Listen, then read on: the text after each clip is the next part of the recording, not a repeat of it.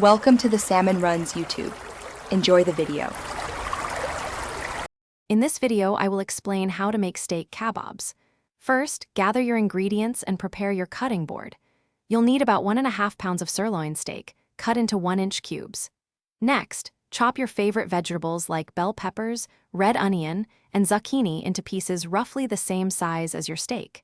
This ensures even cooking and a beautiful presentation. Having everything prepped makes the rest of the process smooth and enjoyable. Now let's get that steak flavorful.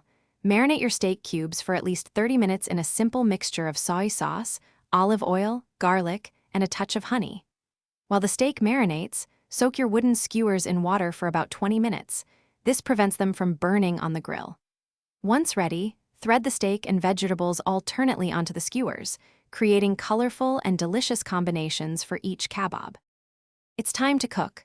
Preheat your grill to a medium-high temperature, aiming for about 400 degrees Fahrenheit. Place the kabobs directly on the grates and cook for 8 to 12 minutes total, turning them every 2 to 3 minutes to ensure even cooking and beautiful grill marks on all sides. For a perfect medium-rare steak, look for an internal temperature of 135 degrees Fahrenheit.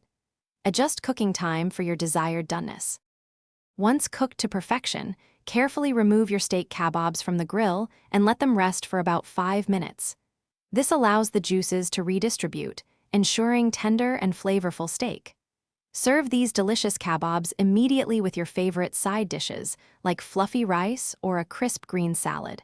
They're perfect for a weeknight meal or a backyard gathering. Remember to check the description below for a link to the Shark AI Ultra Robot Vacuum and other great deals to make your life easier.